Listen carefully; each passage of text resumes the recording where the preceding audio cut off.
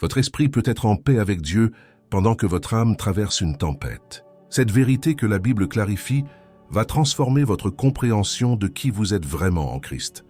Mes bien-aimés, aujourd'hui je viens vous parler d'une vérité que beaucoup ont mal comprise pendant des siècles. Une confusion qui a troublé les cœurs sincères et qui a créé des doctrines confuses dans nos églises. La Bible elle-même nous apporte la clarté sur cette question fondamentale. L'âme et l'esprit ne sont pas la même chose. Permettez-moi de vous dire quelque chose avec toute la tendresse de mon cœur. Vous qui cherchez la vérité, vous qui désirez comprendre la parole de Dieu dans sa profondeur, vous n'êtes pas seul dans cette recherche. Charles Spurgeon, ce grand prédicateur que Dieu a utilisé puissamment, disait avec sagesse « La vérité est comme un lion. Vous n'avez pas besoin de la défendre. Laissez-la libre. Elle se défendra elle-même. » Et aujourd'hui, nous allons laisser la vérité biblique se révéler devant nos yeux. Car comprenez bien, mes amis, cette distinction entre l'âme et l'esprit n'est pas une question de théologie compliquée réservée aux érudits. Non, c'est une vérité qui touche directement votre vie spirituelle, votre communion avec Dieu, votre compréhension de qui vous êtes vraiment en Christ. Regardez ce que nous dit la parole dans Hébreux 4:12. Écoutez attentivement ces mots inspirés, car la parole de Dieu est vivante et efficace, plus tranchante qu'une épée quelconque à deux tranchants, pénétrante jusqu'à partager âme et esprit, jointures et moelles. Elle juge les sentiments et les pensées du cœur. Voyez-vous la clarté de cette écriture? Si l'âme et l'esprit étaient la même chose, pourquoi la parole de Dieu aurait-elle besoin de les séparer, de les partager? On ne peut pas diviser ce qui est déjà un. Cette vérité devrait faire trembler nos cœurs d'émerveillement devant la sagesse divine. Pendant des années, j'ai vu des croyants sincères vivre dans la confusion. Ils prient, ils cherchent Dieu, mais ils ne comprennent pas pourquoi parfois leur âme est troublée alors que leur esprit est en paix. Ils ne comprennent pas pourquoi ils peuvent avoir des émotions contradictoires dans leur marche avec le Seigneur. Cette confusion n'est pas sans conséquence, mes bien-aimés. Elle affecte notre manière de prier, notre façon de comprendre le salut, notre relation intime avec le Père Céleste. Quand nous ne savons pas faire la différence entre ces deux dimensions de notre être, nous restons comme des enfants qui ne comprennent pas le langage de leur propre cœur. Spurgeon disait encore, avec cette profondeur qui le caractérisait, « Un mensonge peut voyager à mi-chemin autour du monde, pendant que la vérité met ses chaussures. » Et combien cette parole est vraie. Le mensonge de la confusion entre l'âme et l'esprit a voyagé dans nos églises, dans nos enseignements, dans nos croyances. Mais aujourd'hui, la vérité va mettre ses chaussures et marcher avec puissance dans votre compréhension. Regardons ensemble ce que l'apôtre Paul nous révèle dans 1 Thessaloniciens 5:23. Que le Dieu de paix vous sanctifie lui-même tout entier, et que tout votre être, l'esprit, l'âme et le corps, soient conservés irrépréhensibles lors de l'avènement de notre Seigneur Jésus-Christ. Trois dimensions distinctes, l'esprit, l'âme et le corps. Paul n'était pas un homme qui gaspillait ses mots. Chaque terme qu'il utilisait sous l'inspiration du Saint-Esprit avait un sens précis, une réalité distincte. Si ces trois éléments étaient identiques, pourquoi les mentionner séparément? Pensez à cela, mes amis. Quand Dieu a créé l'homme, la Bible nous dit dans Genèse 2:7, « L'Éternel Dieu forma l'homme de la poussière de la terre. Il souffla dans ses narines un souffle de vie, et l'homme devint une âme vivante. » Le corps venait de la terre, le souffle venait de Dieu et l'homme devint une âme vivante. Vous voyez la beauté de cette création? Trois composantes qui forment l'être humain complet. Le corps est notre enveloppe physique, visible, tangible. L'âme est le siège de nos émotions, de notre volonté, de notre personnalité. Et l'esprit, mes bien-aimés, l'esprit est cette partie de nous qui peut communier directement avec Dieu, qui peut recevoir la révélation divine, qui peut être régénéré par le Saint-Esprit. Cette distinction n'est pas une simple curiosité théologique. Elle est essentielle pour votre croissance spirituelle. Car voyez-vous, quand vous êtes né de nouveau, qu'est-ce qui a été transformé en premier? Votre esprit. Votre esprit mort en péché a été vivifié, régénéré, recréé à l'image de Christ. Mais votre âme, elle, doit être renouvelée progressivement. C'est ce que Paul appelle la sanctification. Romains 12:2 nous exhorte « Ne vous conformez pas au siècle présent, mais soyez transformés par le renouvellement de l'intelligence. » Cette transformation continue touche votre âme, votre manière de penser, de sentir, de choisir. Combien de fois avez-vous ressenti cette bataille intérieure? Votre esprit uni à Christ désire la sainteté, la pureté, l'obéissance à Dieu. Mais votre âme, avec ses habitudes anciennes, ses blessures, ses patterns de pensée, résiste parfois à cette direction divine. Ce n'est pas de la schizophrénie spirituelle, mes amis. C'est la réalité de ces deux dimensions distinctes de votre être. Si vous avez soif de comprendre cette vérité profonde, si vous voulez grandir dans la connaissance de Dieu et de vous-même, je vous invite à vous abonner à cette chaîne. Ne manquez pas les prochaines révélations que le Seigneur nous réserve. Activez la cloche pour être notifié. Laissez-moi vous poser une question qui touchera votre cœur. Avez-vous déjà prié avec ferveur, sentant votre esprit s'élever vers Dieu, mais en même temps votre âme restait troublée, anxieuse, tourmentée? Cette expérience prouve exactement ce que nous disons.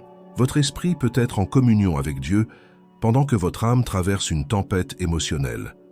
C'est pourquoi Jésus a dit à ses disciples dans le jardin de Gethsémanée, dans Matthieu 26, 41, « Veillez et priez, afin que vous ne tombiez pas dans la tentation. L'esprit est bien disposé, mais la chair est faible. L'esprit régénéré désire suivre Dieu, mais l'âme liée au corps peut faiblir dans sa résolution. Cette vérité vous libère, mes bien-aimés. Elle vous libère de la condamnation quand vous vivez ces combats intérieurs. Elle vous aide à comprendre que la victoire spirituelle ne vient pas de la force de votre âme, mais de la puissance de votre esprit uni au Saint-Esprit de Dieu. Maintenant que nous avons établi cette distinction fondamentale, approfondissons notre compréhension de ce qu'est réellement l'esprit humain. Car voyez-vous, mes bien-aimés, l'esprit n'est pas simplement une partie abstraite de notre être. C'est la dimension la plus élevée de notre existence, celle qui nous différencie de toutes les autres créatures. Les animaux possèdent un corps et une forme d'âme, une conscience d'eux-mêmes, des émotions basiques. Mais ils n'ont pas d'esprit capable de connaître Dieu. C'est cette capacité spirituelle qui fait de nous des êtres créés à l'image de Dieu. Notre esprit est comme une antenne divine, conçue pour capter les fréquences célestes, pour entendre la voix du Créateur.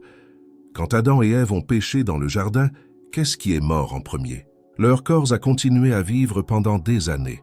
Leur âme continuait à fonctionner avec ses émotions et sa volonté. Mais leur esprit est mort instantanément, coupé de la communion avec Dieu. La mort spirituelle est venue avant la mort physique. C'est cette mort spirituelle qui a été transmise à toute l'humanité. Éphésiens 2:1 nous dit clairement « Vous étiez morts par vos offenses et par vos péchés. Pas malades, pas affaiblis, mais morts spirituellement. Un esprit mort ne peut pas percevoir les choses de Dieu, ne peut pas comprendre sa voix, ne peut pas entrer en relation avec lui. Voilà pourquoi la nouvelle naissance est absolument nécessaire. Jésus a dit à Nicodème dans Jean 3:6, « Ce qui est né de la chair est chair, et ce qui est né de l'esprit est esprit. Vous ne pouvez pas réparer un esprit mort. Il doit naître de nouveau, être recréé par la puissance du Saint-Esprit.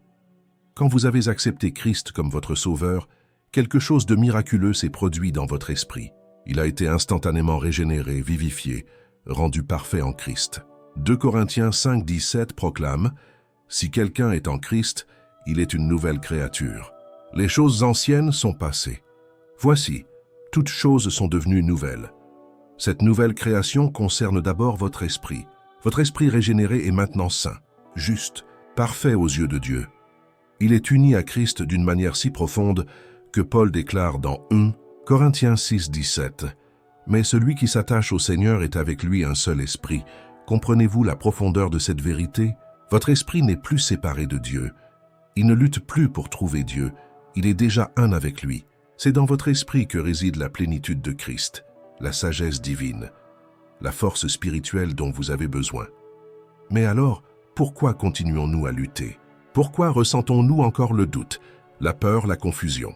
C'est ici que la distinction entre l'esprit et l'âme devient pratique et transformatrice pour votre vie quotidienne.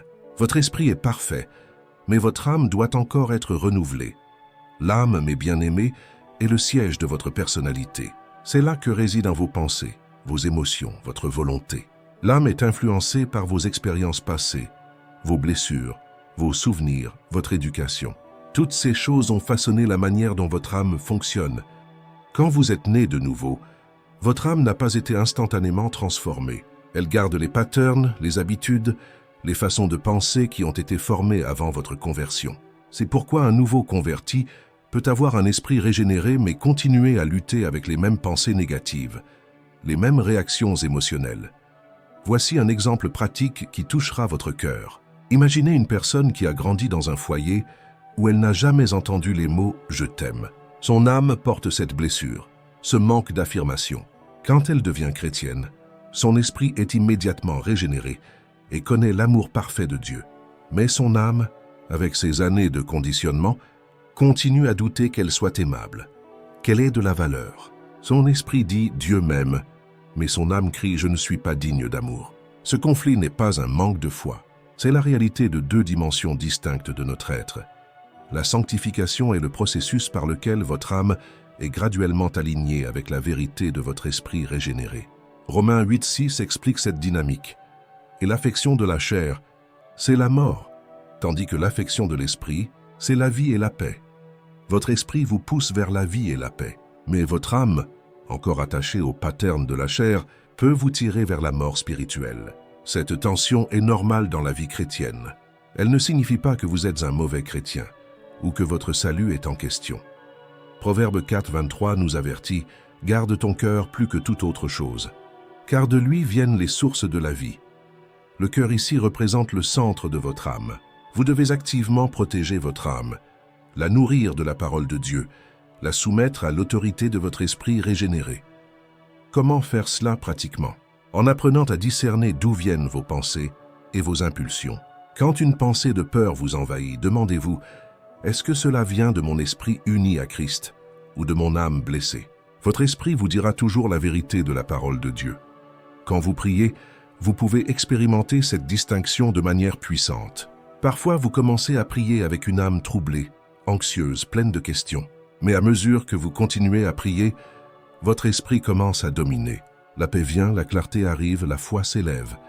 C'est votre esprit qui prie en accord avec le Saint-Esprit. Romains 8,26 nous révèle « De même aussi l'Esprit nous aide dans notre faiblesse, car nous ne savons pas ce qu'il nous convient de demander dans nos prières, mais l'Esprit lui-même intercède par des soupirs inexprimables. » Ces soupirs inexprimables sont la communion entre votre esprit et le Saint-Esprit de Dieu au-delà des mots, au-delà de la compréhension de votre âme. C'est la prière la plus profonde, la plus efficace, celle qui touche le cœur du Père. Approfondissons maintenant notre compréhension de l'âme, car c'est dans cette dimension que se livrent les batailles quotidiennes de votre vie spirituelle. L'âme est composée de 3 facultés principales, l'intelligence, les émotions et la volonté. Ces 3 éléments travaillent ensemble pour former votre personnalité unique. Votre intelligence est la capacité de penser, de raisonner, d'analyser, de comprendre. C'est par votre intelligence que vous apprenez, que vous mémorisez les Écritures, que vous réfléchissez aux vérités divines. Mais l'intelligence seule ne peut pas sauver, ne peut pas transformer, ne peut pas vous donner la vie éternelle. Corinthiens 2,14 nous explique pourquoi. Mais l'homme animal ne reçoit pas les choses de l'Esprit de Dieu, car elles sont une folie pour lui, et il ne peut les connaître, parce que c'est spirituellement qu'on en juge. L'intelligence naturelle, aussi brillante soit-elle, ne peut pas comprendre les mystères spirituels. Combien de personnes intelligentes, éduquées, cultivées, restent aveugles aux vérités de l'Évangile? Ce n'est pas un problème d'intelligence, c'est que leur esprit n'est pas régénéré. Sans un esprit vivifié par le Saint-Esprit, l'intelligence humaine tourne en rond, incapable de saisir les réalités célestes. Mais quand votre esprit est né de nouveau, il peut illuminer votre intelligence. Éphésiens 1,18 parle de cette transformation, qu'il illumine les yeux de votre cœur pour que vous sachiez quelle est l'espérance qui s'attache à son appel. Votre intelligence doit être renouvelée par les révélations de votre esprit régénéré. C'est pourquoi la méditation de la parole est si importante. Quand vous méditez les Écritures, vous permettez à votre esprit de transmettre la vérité divine à votre intelligence. Peu à peu, votre façon de penser change, se transforme, s'aligne avec la pensée de Christ. Les émotions constituent la 2e faculté de l'âme. Vous ressentez la joie, la tristesse, la colère, la peur, l'amour, l'anxiété. Ces émotions sont réelles, elles sont puissantes, et elles influencent profondément vos décisions et votre comportement. Mais les émotions ne sont pas la vérité. Vos émotions peuvent vous dire que Dieu vous a abandonné quand vous traversez une vallée sombre. Vos émotions peuvent vous faire sentir indigne du pardon, alors que Christ vous a déjà pardonné complètement. Vos émotions peuvent créer de la peur là où il devrait y avoir la foi.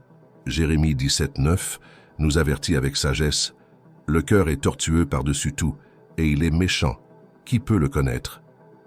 Notre cœur émotionnel peut nous tromper, nous égarer, nous faire croire des mensonges sur nous-mêmes, sur les autres, sur Dieu lui-même. C'est ici que la distinction entre l'âme et l'esprit devient votre bouclier protecteur. Quand vos émotions sont en tempête, vous pouvez ancrer votre foi dans la vérité de votre esprit régénéré. Votre esprit connaît la vérité de la parole de Dieu, même quand vos émotions crient le contraire. Pensez au prophète Élie après sa grande victoire sur le mont Carmel. Il avait vu le feu de Dieu descendre. Il avait vu le peuple revenir à l'Éternel. Mais quand Jézabel le menace, ses émotions le submergent. Il fuit, il se cache. Il veut mourir. Ses émotions lui disaient qu'il était fini. Mais la réalité spirituelle était différente. Dieu ne l'a pas condamné pour ses émotions. Il l'a nourri, l'a fortifié et l'a ramené doucement à la vérité. C'est ce que fait le Seigneur avec vous aussi. Il comprend que votre âme émotionnelle a besoin de temps pour s'aligner avec votre esprit régénéré. La troisième faculté de l'âme est la volonté. C'est votre capacité de choisir, de décider, de vous engager dans une direction. La volonté est le gouvernail de votre vie. Elle détermine vos actions, vos habitudes, votre caractère. Une volonté forte peut accomplir de grandes choses, mais une volonté non sanctifiée peut aussi causer de grands dégâts. Romains 7, 18, 19 décrit ce conflit de la volonté. Ce qui est bon, je le sais, n'habite pas en moi, c'est-à-dire dans ma chair, j'ai la volonté, mais non le pouvoir de faire le bien, car je ne fais pas le bien que je veux, et je fais le mal que je ne veux pas. Paul parle ici de la bataille entre sa volonté humaine et la puissance de son esprit régénéré. Sa volonté voulait faire le bien, mais elle n'avait pas la force en elle-même. C'est seulement quand la volonté se soumet à l'esprit, qui est uni au Saint-Esprit, que la victoire devient possible. Beaucoup de chrétiens vivent dans la frustration parce qu'ils essaient de vivre la vie chrétienne par la force de leur volonté. Ils prennent des résolutions, ils font des promesses à Dieu, ils s'engagent à changer. Mais sans la puissance de l'esprit, la volonté humaine finit toujours par faiblir. Philippiens 2,13 nous révèle le secret. Car c'est Dieu qui produit en vous le vouloir et le faire, selon son bon plaisir. Ce n'est pas votre volonté qui produit la transformation.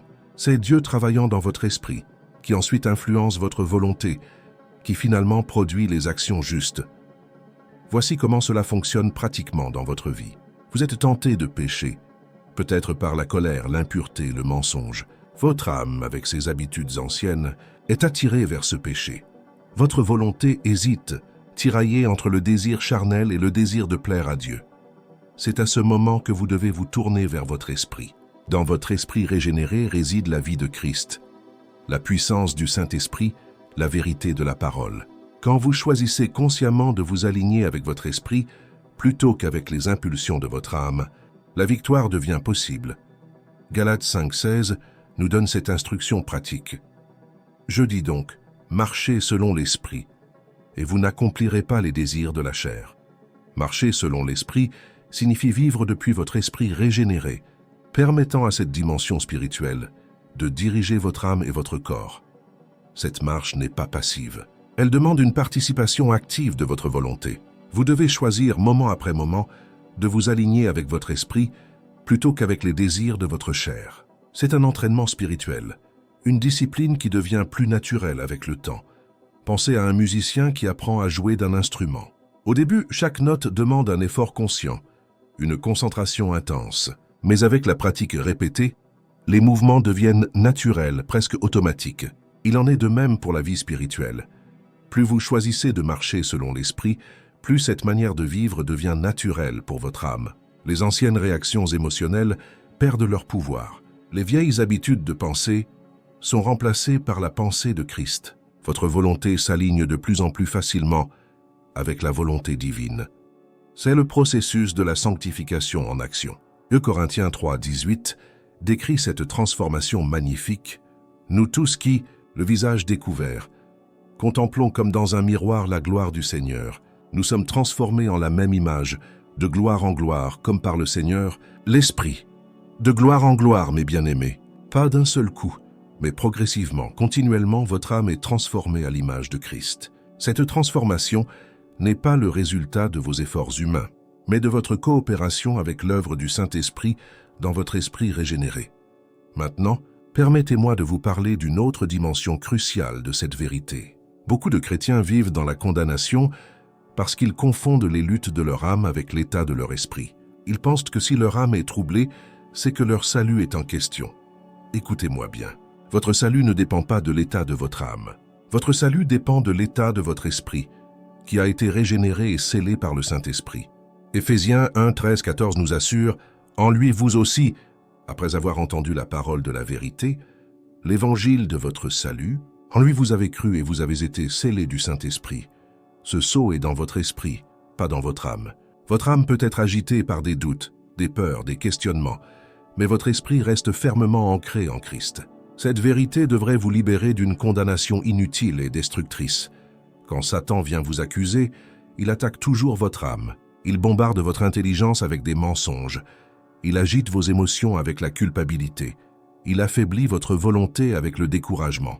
Mais il ne peut pas toucher votre esprit régénéré, qui est caché avec Christ en Dieu. Colossiens 3.3 proclame cette vérité glorieuse, car vous êtes morts, et votre vie est cachée avec Christ en Dieu. Votre vraie vie, votre identité éternelle, n'est pas dans votre âme variable et changeante, mais dans votre esprit uni à Christ. C'est pourquoi vous devez apprendre à vivre depuis cette identité spirituelle plutôt que depuis vos sentiments émotionnels. Quand vous vous sentez indigne, rappelez-vous que votre esprit est rendu juste en Christ. Quand vous vous sentez faible, souvenez-vous que dans votre esprit réside la puissance du Saint-Esprit. Cette distinction vous aide aussi à comprendre la différence entre la conviction du Saint-Esprit et la condamnation de Satan. Le Saint-Esprit parle à votre esprit, apportant une conviction claire, spécifique, accompagnée d'espoir et de direction vers la repentance. Satan accuse votre âme, apportant une condamnation vague, généralisée, accompagnée de désespoir et de honte. Jean 16, 8 nous dit que le Saint-Esprit convaincra le monde en ce qui concerne le péché, la justice et le jugement. Cette conviction est constructive, elle mène à la vie. La condamnation de Satan est destructrice, elle mène à la mort spirituelle.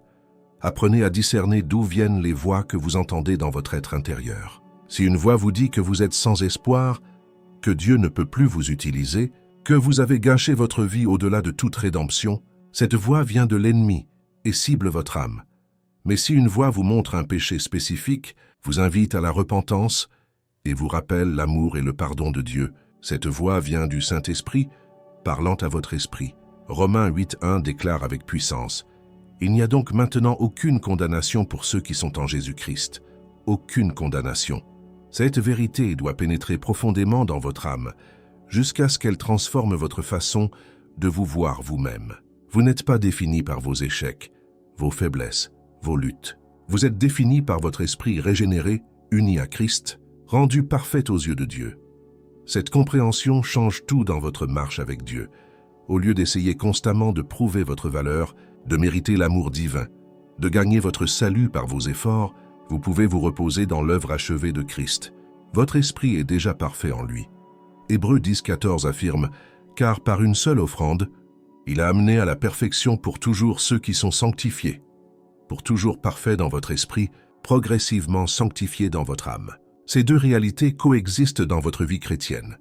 Voyez-vous comment cette vérité vous libère pour grandir? Quand vous savez que votre position en Christ est sécurisée dans votre esprit, vous pouvez honnêtement affronter les imperfections de votre âme sans crainte de perdre votre salut. Vous pouvez reconnaître vos faiblesses, vos luttes, vos échecs, parce que votre identité n'en dépend pas. C'est dans cette sécurité spirituelle que la vraie transformation de l'âme peut avoir lieu. Jacques 1.21 nous exhorte. C'est pourquoi, rejetant toute souillure et tout excès de malice, recevez avec douceur la parole qui a été plantée en vous et qui peut sauver vos âmes. Notez qu'il parle de sauver vos âmes, pas vos esprits. Vos esprits sont déjà sauvés, régénérés, parfaits en Christ. Mais vos âmes ont besoin d'être continuellement sauvées des patterns destructeurs, des mensonges, des blessures qui les ont marquées avant et même après votre conversion. La parole de Dieu est l'instrument principal de cette transformation de l'âme. Quand vous méditez les Écritures, vous permettez à la vérité divine de pénétrer votre intelligence, d'apaiser vos émotions, de fortifier votre volonté. Peu à peu, votre âme est renouvelée à l'image de votre esprit régénéré. Psaume 19.8 déclare « Les ordonnances de l'Éternel sont droites, elles réjouissent le cœur.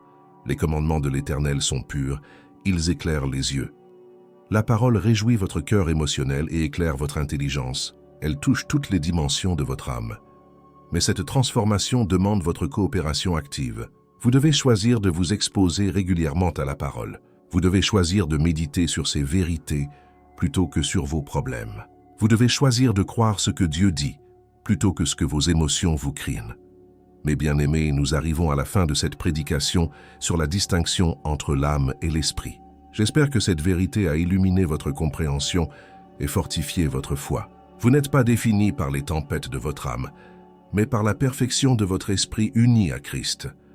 Je vous remercie profondément d'avoir pris ce temps pour écouter cette parole. Si ce message a touché votre cœur, je vous invite à vous abonner à cette chaîne pour recevoir plus d'enseignements qui nourriront votre vie spirituelle. N'oubliez pas de laisser un like, de commenter ce que Dieu a déposé dans votre cœur aujourd'hui. Continuez votre croissance spirituelle en regardant les prochaines vidéos qui apparaîtront sur votre écran. Que la grâce de notre Seigneur soit avec vous. Amen.